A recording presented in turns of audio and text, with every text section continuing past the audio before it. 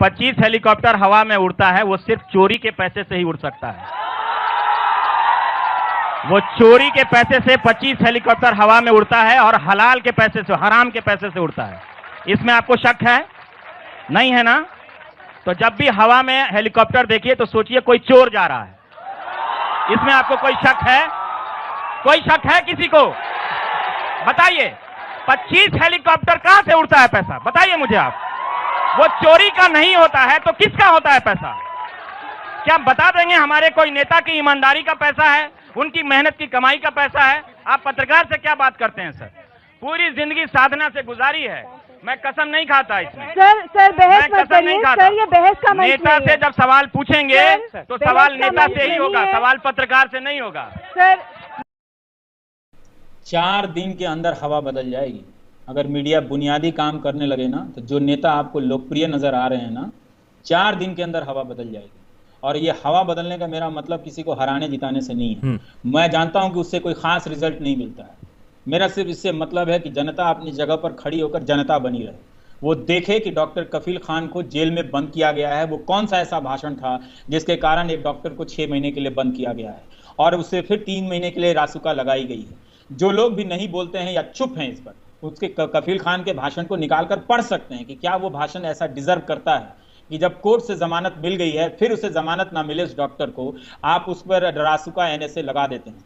आनंद तेलतुंबड़े को देखिए, इतने सारे डेमोक्रेटिक फोर्सेस हैं, कौन बोलता है आनंद तेलतुंबड़े? यही प्रोफेसर अपूर्वानंद है, उनके बारे में बुलाकर पूछता है। ऐसे लग रहा है कि हर व्हाट्सएप चैट को उठाकर संदिग्ध बना दिया जाए और जो सीधा वायलेंस की बात कर रहा था उससे आप पूछताछ नहीं करते हैं। तो उन्हें मुकदमों में फंसाओ, उनको तरह तरह से चीजें फंसाओ। और ये वो मीडिया है जो कम्युनल मीडिया है, ये नेशनलिस्ट मीडिया नहीं है। मैंने आपको उदाहरण दिया ना कि धर्म के दरवाजे पर, ईश्वर के दरवाजे पर सिर्फ पुण्यात्मा खड़ा नहीं होता, वो पापी भी खड़ा होता है जो कहीं से घूस कमाया है, अभी उसका ट्रांसफर पोस्टिंग गलत हो गई है, फिर से चाहता है, वो भी वहां पर खड़ा होता है। तो इसलिए ये तबलीगी का ये जो पूरा बहाना बनाया गया था, ये उस वक्त कई लोग कहते थे कि ये पीक है। अब आप देखिए पूरी जनता कम्युनल हो गई है, नाराज हो गई है। सब्जी वाले, गरीब मुसलमान सब्जी वाले से आप उस पर मेरे ही सामने हंसने लगे और उस पर लोग उससे सब्जी नहीं खरीदे तो रोने लगा, कहा कि मुझसे आप पपीता खरीद रहे हैं तो मेरे से भी खरीद लीजिए। मैं क्यों? बगल में था, बोला सर हमसे कोई नहीं खरीदता है पपीता। कहता है मुसलमान। उसको सजा दी गई जो 5 रुपए 10 रुपए कमाता। शर्म नहीं आती है? ये मीडिया, लेकिन ये उसकी सफलता है एक तरह से कि समाज को जहरीला बना सकता है, कम्युनल बना सकता है। नहीं, ये तो किसी चीज का जवाब नहीं देते हैं। आप इनसे सवाल पूछिए तो अक्षय कुमार से इंटरव्यू कराते हैं। आपसे कराना चाहिए? हाँ, मुझसे क्यों कराना चाहिए? तो 6 साल हो गया है ना। अब मत कहिए, नहीं तो नींद नहीं आएगी। फिर कहेंगे इसको ये आईटी सेल लगाओ और इसको बदनाम करो और हमला करो। एक अकेली जान के पीछे 100 लोगों को लगा देते हैं गाली देने के लिए। सोचा होगा ना कि कुछ सवाल तो होंगे ऐसे जो उनसे नहीं, तो वो मैं क्वेश्चन क्यों आउट करूंगा? मैं उनके एजुकेशन सिस्टम का विद्यार्थी नहीं हूँ कि ना डिग्री का पता है ना कुछ का पता है। तो मैं क्वेश्चन पहले से क्यों बताऊंगा? क्या तो आप लगभग जिस तरह सवाल पूछते रहते हैं और उनके पास ये आपको कैसे पता कि मैं जो सवाल पूछता रहता हूँ वो इंटरव्यू में वही पूछने जाऊंगा? अच्छा, मतलब नए सवाल होंगे उसमें। तो इसलिए आप उनका कॉन्फिडेंस लेवल देखिए। किसी भी उनके इंटरव्यू को आप बताइए कि जो पत्रकारिता के स्तर पर उसको मान्यता दी जाती हो। मैंने नहीं किया वो अलग बात है, किसी ने भी किया हो। सोते कब हैं, खाते कब हैं, पर्स रखते हैं कि नहीं रखते हैं, यही देश को जानने की जरूरत है कि कब सोते हैं कब खाते हैं। तो आप बताइए कि जब रामलीला मैदान में प्रधानमंत्री ने झूठ बोला, कितने अखबारों ने उनके इस झूठ को छापा कि उन्होंने झूठ बोला है? छाप देंगे आज भी। ऐसा हिंदुस्तान में कब हुआ था? मैं तो यहाँ के लोगों से पूछता हूँ कि आपको इस देश से इतनी दुश्मनी कब हो गई थी कि जब आपने इस देश के लिए ऐसा मीडिया चाहा था? ये किस दिन का आप गुस्सा हिंदुस्तान से निकाल रहे हैं कि इस तरह का मीडिया आपने चाहा था? अब मैं समझ सकता हूं कि आप एक नेता को पसंद करते हैं उसका एक कारण, पर इस मीडिया को क्यों पसंद करते हैं भाई? इस शाहीन बाग में आपको कुछ मुस्लिम औरतें दिख गई तो आपको बहुत आसान लगा कि वो गद्दार हैं। उनको मैं बताता हूं, प्रधानमंत्री को नहीं मालूम होगा। इस देश में अगर दिल्ली शहर में लोकतंत्र का अगर कोई एक प्रहरी है तो वो गुरुद्वारा रकाबगंज है। कि जो भी देश भर में कहीं भी लोग प्रदर्शन करने आते हैं तो रकाबगंज वाले अपने लंगर से खाना खिलाते हैं। देश के प्रधानमंत्री को नहीं मालूम होगा, लेकिन देश के हर सिख को मालूम है कि लोकतंत्र के लिए लड़ने वालों का खाना कहाँ से जाता है, उनके यहाँ से जाता है। इतने बड़े बड़े नेता आपके खाने को इस तरह से क्रिमिनलाइज कर दें, उसको एंटी नेशनल बनाने लगे हैं। तो अब आप समझ नहीं रहे हैं कि ये बंटवारा कहाँ पर जाकर रुकेगा। इससे समाज में शांति कैसे हो सकती है? शांति तो एक ही चीज़ से हो सकती है ना, कि जहाँ सब कोई सब चीज़ का स्वीकार करता चला है। हमको और भी तो काम करना है ना जीवन में। प्रोग्राम देखा, उसमें आपने कहा कि अब दिल्ली में आपके घर के साथ में कोई बंदूक लेकर रह रहा हो, तो कभी तो गोलियां नहीं चली थी। तो ये काफी प्रोवोकिंग लाइंस नहीं क्यों प्रोवोकिंग लाइन्स है? वो कह रहा है गोली मारो, मैं कह रहा हूँ कि तो अब हकीकत है कि बगल में रहने लगा है कोई गोली लेके। मैं तो जो सिचुएशन है उसको स्टेट कर रहा हूँ। अब वो कह रहे हैं कि गोली मारो, मंत्री की बात करें ना, मंत्री का सवाल पूछिए। यही पत्रकारिता ने चीजें बदल दी हैं। यही बात है कि पत्रकारिता को इसी तरह से सरकार ने बदला है कि हम पब्लिक में क्या सोचती है, पब्लिक के उसके हिसाब। ये हमारा काम नहीं है सोचना, हमारा काम है फैक्ट्स को स्टेट करना कि जो गलत है गलत को बोलना। मेरा समस्या नहीं है, अभी जो चेहरा है वो झूठ बोलते हैं, मेरी समस्या वो है, कहीं तो एक है ना? नहीं, ये गलत बात है। अभी मेरा कहना है कि अभी जो सामने है, कल इनकी जगह जो होगा उनसे भी यही सवाल किया जाएगा कि वो सही बोल रहे हैं। चेहरा बताना ये मेरा काम नहीं है। और इसके नाम पे आप सिर्फ नफरत ही क्यों फैला रहे हैं? आप झूठ ही क्यों बोल रहे हैं? कुछ अच्छे काम भी कीजिए। नीति की समझ क्या बनाई गई आपको पता है? जहाँ जाते हैं वहाँ करोड़ों रुपया खर्च करके, जिसका भी खर्च होता हो, एक स्टेडियम में भारतीयों को बुलाया जाते हैं, तो वो है ना? मतलब वो स्पॉन्सर्ड नहीं तो और क्या? इसमें पूछने वाली क्या बात है? अच्छा, इसमें पूछने वाली क्या बात है? तो आप जाएंगे तो हम भी चले जाएंगे। हमारे देश के प्रधानमंत्री अगर आ रहे हो न्यूजीलैंड और अब बुलाया जाए तो हम भी जाएंगे स्टेडियम में। तो वो जो कार्यक्रम होता है वो विदेश नीति की सफलता थोड़ी है, वो तो अपने भारतीय लोगों से संवाद की सफलता है। उसमें विदेश नीति का आप अखबार देख लीजिए उनके दौरे के बारे में कि जब वो लौट कर आते हैं तो यही छपता है। बाकी विदेश नीतियों में क्या हासिल हुआ, मैं ऐसे नहीं कहता कि नहीं होता होगा। अब इतनी बड़ी सरकार है तो कुछ ना कुछ अच्छा होता ही होगा। लेकिन ये जो प्रोपेगेंडा मैनेजमेंट है इसको तो समझना पड़ेगा ना, कि आप स्टेडियम में बुलाए हैं, कहीं पर लोगों को ले आके समारोह कर रहे हैं, तो आप अपने भारतीयों को बुला के कर रहे हैं ना।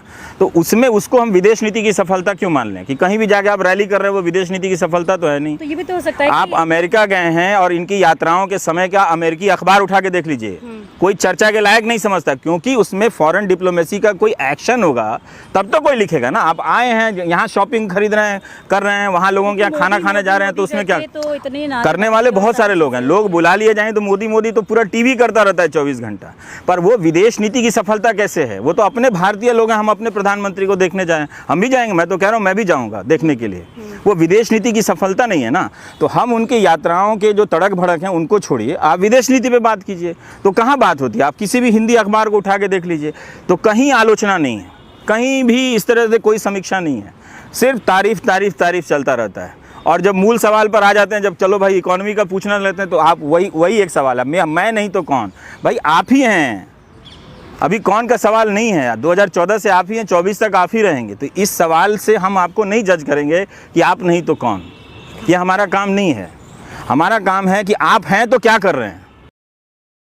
भाई पंजाब को हम कैसे देखें ये ज़्यादा ज़रूरी नहीं है, पंजाब इस वक्त देश को कैसे देख रहा है ये ज़्यादा ज़रूरी है ना। तो आप अपनी भूमिका तय कीजिए। हर व्यक्ति को अपनी भूमिका चुननी पड़ेगी इस वक्त। अगर आप नहीं चुनेंगे तो आपके ही सामने से जो गुजर रहा है तूफान, फिर आपको दोबारा मौका नहीं देगा। सोचते हैं कि पंजाब अपनी भूमिका चुन रहा है?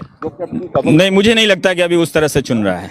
हाँ जी, हाँ सर कौन ज़्यादा जिम्मेदार है? क्या जीडीपी हम सब? नहीं, जिम्मेदार की बात नहीं है। पॉलिटिशियन मतलब एक मीडिया भी रोल नहीं कर रही है, कुछ लोग पब्लिक पे भी बहस नहीं करना चाहते और कुछ पॉलिटिशियन बहस नहीं करना चाहते कि जीडीपी सब पे। तो आपके हिसाब से कुछ पॉलिटिशियन जो सरकार में है वो जिम्मेदार होता है कि और कौन होता है? फिर हम और आप थोड़ी जिम्मेदार होते हैं। हमारी आपकी जिम्मेदारी है कि हम इस चीज़ों पे आंख कान खोल के नजर रखें, है ना।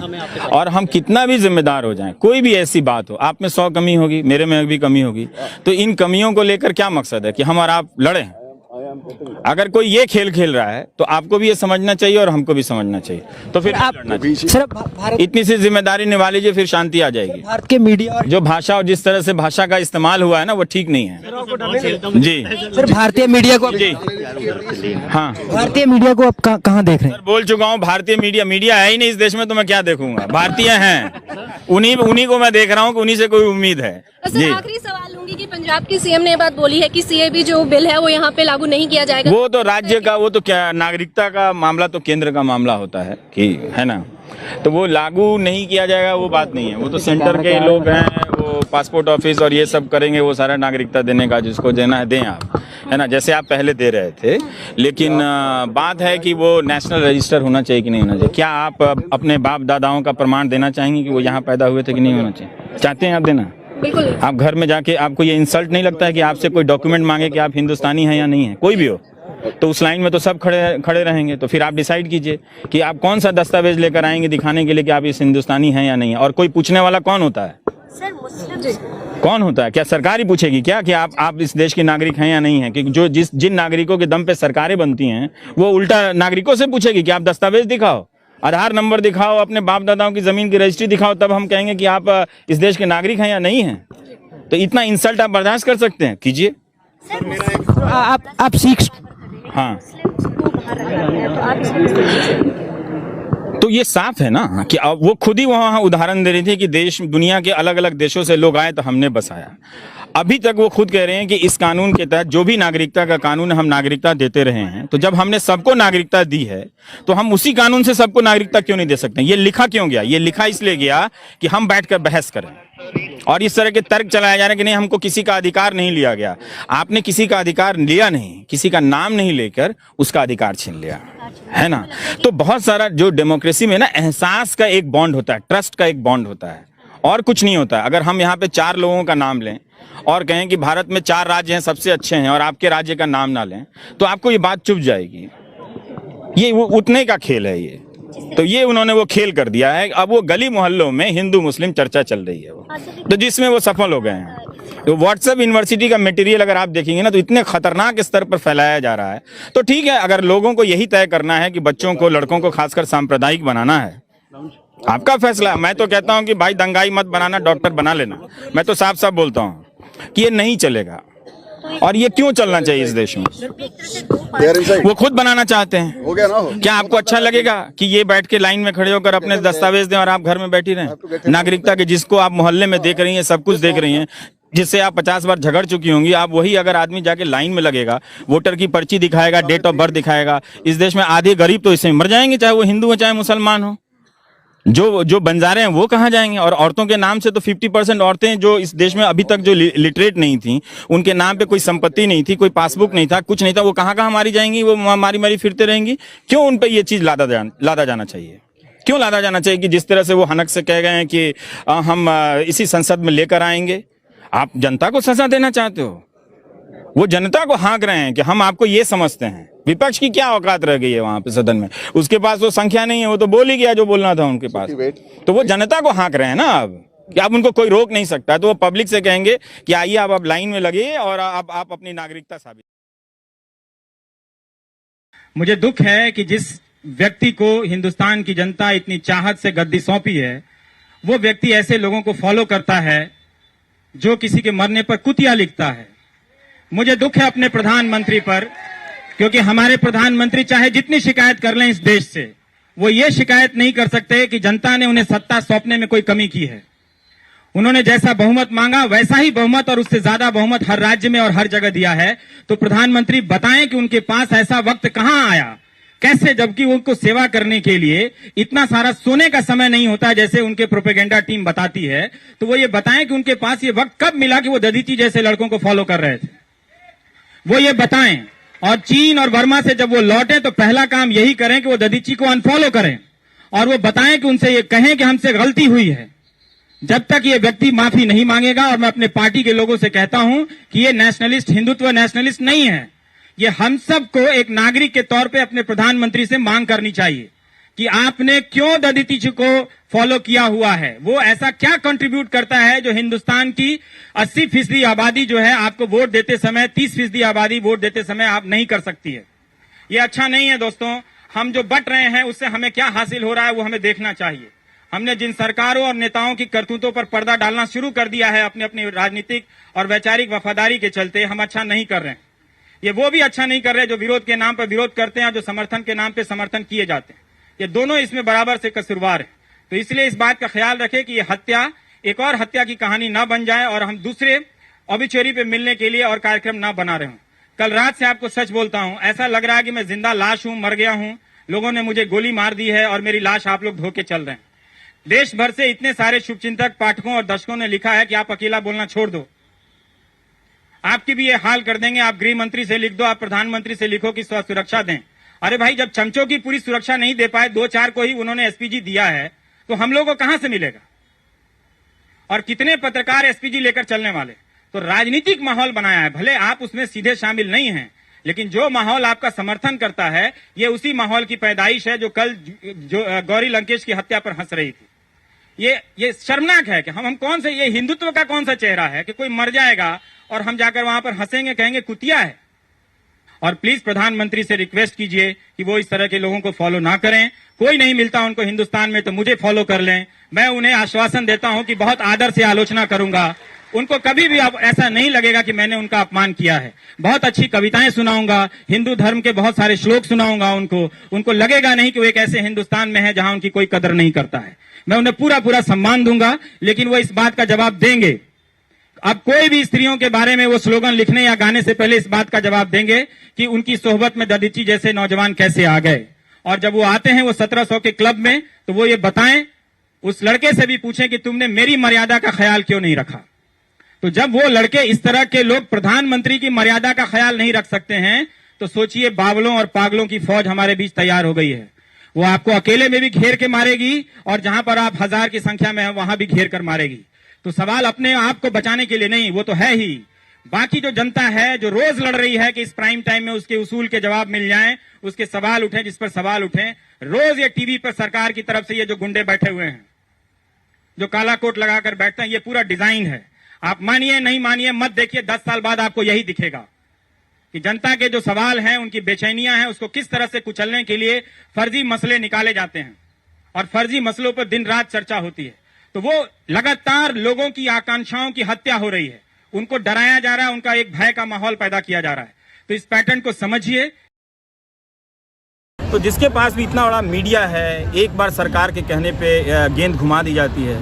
कल एक चैनल पर बहस चलने लगी कि मुसलमानों के बसाने के नाम पे मोदी जी ने विपक्ष को फंसा दिया। मतलब ये कहाँ विपक्ष फंस गया है इसमें? क्या उस मीडिया को ये पूछना चाहिए था कि प्रधानमंत्री ये कह रहे हैं, कांग्रेस को चुनौती दे रहे हैं कि आप पाकिस्तान के सभी मुसलमानों को यहाँ बसा दीजिए। क्या कांग्रेस ने कभी यहाँ ऐसा कहा है? विपक्ष के किसी ने ऐसा कहा है? ये नहीं कहा है। तो कहाँ तो प्रधानमंत्री के राजनीतिक बयान को, जिसमें अतिरंजना थी, उसको लेकर मीडिया समीक्षा करता, तो उसको लेकर ऐसा कि कोई ब्रह्मास्त्र कह दिया गया है, देश में कोई मैट्रिक पास नहीं है, और आपने उसका पूरा तमाशा बना दिया। एक एबीपी चैनल पे भी ये चल रहा था कल ये डिबेट, पर उस डिबेट में ये नहीं बताया जा रहा था कि सुखबीर बादल हैं, वो खुद कह रहे हैं कि जो नागरिकता संशोधन कानून है उसमें मुसलमान भी होना चाहिए। क्या सुखबीर बादल जो उनके सहयोगी हैं, जो मेंबर हैं, सदन के सदस्य हैं, क्या उन्होंने नहीं पढ़ा है? क्या उनको भी बात समझ में नहीं आ रही है? क्या सुखबीर बादल को किसने गुमराह किया है? अब नवीन पटनायक विरोध कर रहे हैं, उनको किसने गुमराह कर दिया है? नीतीश कुमार कुछ बोल नहीं पा रहे हैं, उनको किसने गुमराह कर दिया? तो एक मीडिया के जरिए जो इस बिल को लेकर एजेंडा चलाया जा रहा है, मेरी चिंता इस मीडिया की भूमिका को लेकर है। और मैं आपको बता रहा हूँ, 10 साल बाद ये देश हर सेकंड मुझे याद करेगा।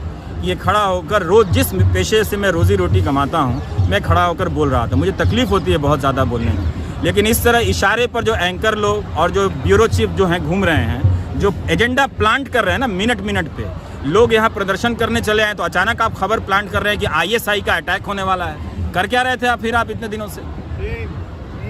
तो इन खबरों को प्लांट मत कीजिए, और आप टीवी के जरिए जो खबरों को प्लांट किया जा रहा है वो ज़्यादा चिंता की बात है।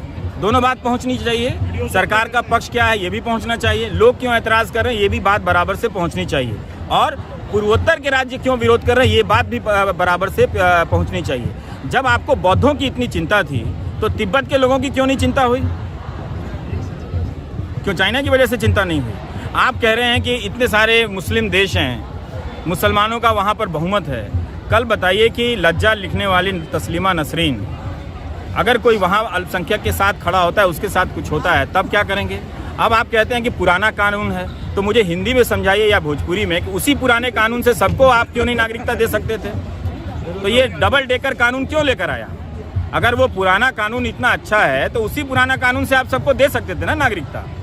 आप ये नहीं बता रहे कि उस पुराने कानून में दिक्कत क्या थी जो आप नागरिकता नहीं दे सकते, जब अभी भी आप कह रहे हैं कि वहाँ के मुसलमानों को आप नागरिकता दे रहे हैं। ईसाई के लिए भी पूरी दुनिया है, आप क्यों ऐसा कर रहे हैं? आपने तो पूरी पॉलिटिक्स चलाई इसमें कि वो धर्मांतरण कराते हैं, ईसाई मिशनरी चलाते हैं। ग्राहम स्टेन्स के साथ क्या हुआ? तो ये बहुत सारी चीज़ें हैं, बताने लायक हैं, दर्शकों को बताना चाहिए। तो इससे क्या होता है ना कि लोकतंत्र में स्थिरता आती है। जब आप बताने नहीं देंगे, और ये सरकार की जिम्मेदारी थी कि बताने दिया जाए। असम में विरोध हुआ तो एक नोटिस आता है कि आप वहाँ पर जो देश तोड़ने वाले चीज़ें हैं उनको ना दिखाएं। बताइए, अब हम कैसे जाने भाई कि कोई प्रदर्शन कर रहा है वो देश तोड़ने के लिए कर रहा है? अगर आप सारे प्रदर्शनों को इस तरह से घोषित कर देंगे कि वो देश तोड़ने वाले हैं, राष्ट्रद्रोही हैं, ये तो ठीक नहीं है ना। भरोसा रखिए ना लोगों में। आप बातचीत किसी पक्ष से करते नहीं हैं। आप एक दिन कहते हैं कि असम के लोगों का ध्यान रख के कुछ बदलाव करेंगे, एक दिन आप कहते हैं कि हम चट्टान की तरह हैं, आप नहीं पीछे हटेंगे। तो मुझे समझ में नहीं आता है कि आप हिंदी प्रदेश में झारखंड में खड़ा होकर असम से बात कर रहे हैं, तो आप असम ही चले गए होते बात करने के लिए। आपने खुद सदन में कहा कि 150 से ज़्यादा संस्थानों और व्यक्तियों से बात की है 16 या 17 दिनों तक। तो आपने क्या बात की कि आपको कहना पड़ा कि असम के हिसाब से बदलाव करेंगे? क्या आपने इसका अंदाज़ा नहीं किया? तो ये चीज़ें जो हैं, जो मीडिया जो नहीं बता रहा है बसंत, मुझे उसको लेकर चिंता होती है। जो लिख रहा है, जो मारी गई है, वो जिसको लिख रहा है कि कुतिया की मौत पे कुत्ते बिल पिला रहे हैं, वैसे आदमी को प्रधानमंत्री फॉलो करेंगे और घूमेंगे चीन और जापान और चाहेंगे कि दुनिया उनको इज्जत करे। हम लोग को कर लेना फॉलो, हम लोग उनकी आलोचना भी करते हैं तो बड़ी इज्जत से करते हैं। ये ख्याल रखते हैं कि हमारे प्रधानमंत्री हैं, लोगों ने उनको चुना है, तो इसके बदले में वो क्या जितने सारे शहर के लफंगे हैं उनको वो फॉलो करेंगे? किसी के मरने पे, ये तो हमारा हिंदू का कायदा नहीं है। कोई हिंदू धर्म में मरता है तो आदमी 13 दिन तक शोक मनाता है। 13 घंटे भी नहीं हुए कि लोगों ने उनको कुतिया लिखना शुरू कर दिया। और वो जागृति शुक्ला वो समझती है कि उसका एक क्लाइंट बन गया है, वो एक ऐसी जमात है जो बैठकर ताली बजाएगी कि आपके कर्म लौट कर आ रहे हैं तो आप मारे गए। तो हर आदमी मरने वाला, तो उसी तरह से जस्टिफाई किया जाए इनको। मीडिया तो समाप्त हो गया है, चमचे बचे हैं सिर्फ जो रोज़ रात को एंकरिंग करते हैं। पहले जो चमचे होते थे वो छुप के काम करते थे, अब होते हैं टाई कोट पहन के 9 बजे आ जाते हैं उनका एजेंडा लेके और वही करते हैं। आप मानिए या नहीं मानिए, ये जो न्यूज़ एंकर है ना, ये आज के ये बाहुबली हैं। इनको सरकार ने भले ना नियुक्त किया हो, लेकिन ये अपनी तरफ से ऐलान कर दिया कि हम सरकार के गुंडे हैं, हम जो चाहेंगे वही करेंगे इस देश में। तो लोग कारण निकाल रहा है, ये कारण वो कारण। किसी ने नहीं देखा कि उनकी जर्नलिज्म क्या है, उनका ट्रैक रिकॉर्ड क्या है, किसी ने नहीं देखा। और वो गालियों का पूरा बौछार पड़ा हुआ। मेरे टाइमलाइन में मैं देख रहा हूँ कि भाई ये समाज में लोग कहाँ गए? किसी के मरने के बाद आदमी चुप हो जाते थे, ये क्या कर रहे हैं ये लोग बैठ के? तो ये जो पॉलिटिकल कल्चर वो हमको दे रहे हैं, एक फ्लाईओवर और 4 मेट्रो के बदले, वो तो पहले भी था। हमने इन्वेंट किया है क्या मेट्रो? ये भी तो नहीं है कि वो दुनिया का सबसे सक्सेसफुल ट्रांसपोर्ट मॉडल है, वो भी तो नहीं है ना, वो भी नहीं है। तो हमने तो इन्वेंट नहीं किया है ना, सड़क हाईवे हमने इन्वेंट किया है। तो उसके बदले में आप क्या पॉलिटिकल कल्चर आप हमें दे रहे हैं? मैंने शर्म आनी चाहिए ना इस देश में कि एक औरत को जाकर वो इस एज तक वो लड़ रही हैं, लिख रही हैं, जाके मार दिया। तो आप पता कीजिए, आपको अगर इसी बात से खुशी मिलती है तो सिद्धारमैया का इस्तीफा लीजिए। अगर आपको लगता है कि हाँ वही करना है तो वही करना चाहिए, लेकिन इस तरह की हत्याएं तो दूसरे राजनीतिक दलों के राज्य में भी हो रही है। तो इस सरकार से आप कब तक जोड़ते रहेंगे? आप जोड़िए जरूर सरकार से, लेकिन ये जो विचारधारा खड़ी हुई है उनकी हत्या के बाद, ये भी तो कोई सरकार बना रही है ना, या किसी सरकार के साथ खड़ी है? कलबुर्गी का भी इन्होंने कुछ नहीं पता लगाया सिद्धारमैया ने। उसके पहले उसी इलाके में एक डीएसपी की मौत हुई, कल ही सुप्रीम कोर्ट ने कहा कि इसको सीबीआई से जांच कराओ, कल ही कहा है। तो जब ये पुलिस अपने ऑफिसर के मर्डर का या सुसाइड की जांच नहीं कर सकती है तो ये दूसरों को क्या करेगी? इसको तो आदत है, इसको आदत है कि ये 4 दिन के लिए जमा हुए हैं, लिखे हैं। फिर इसका मतलब अगर ये जैसे बढ़ेगा, आप याद रखिएगा, एक नया इवेंट आएगा, बड़ा इवेंट, जिसका कोई सिंबल बहुत बड़ा होगा, जिसका एनालिसिस होगा कि हिंदुस्तान में पहली बार हुआ, जैसे पहली बार रक्षा मंत्री बन गई, ये नया इवेंट आएगा। और उसी हफ्ते हम देख रहे हैं कि एक महिला संपादक की हत्या भी हो रही है। क्या करें? और उसी हफ्ते उसी हिंदुस्तान में देख रहे हैं कि जिन 2 औरतों की वजह से ये राम रहीम का गुंडों का साम्राज्य खत्म हुआ, उसके लिए इस देश के किसी भी कॉन्स्टिट्यूशनल पोस्ट पर बैठे आदमी ने उसकी शाबाशी नहीं की है। आपने सुना है, आपके पास कोई कोर्ट है महिला आयोग के अध्यक्ष का? महिला विकास मंत्री इतने राज्यों में होती हैं, उनका कोई कोर्ट है?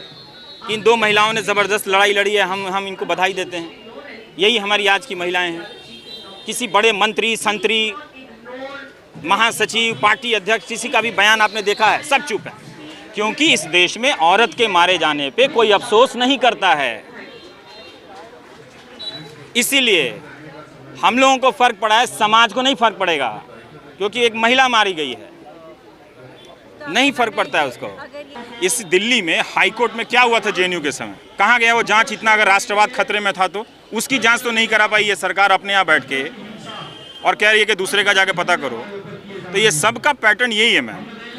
हाई कोर्ट के कैंपस में जर्नलिस्टों को मारा गया, सबने देखा टीवी में, उसका कोई रिजल्ट आया? जब इस देश की अदालियाँ हमारी रक्षा नहीं कर सकती है तो हम कहाँ जाएंगे? इस पुलिस पे भरोसा करेंगे जो किसी काम की नहीं है, किसी लायक नहीं है। इनको फुर्सत है डीजी डीआईजी बनने से।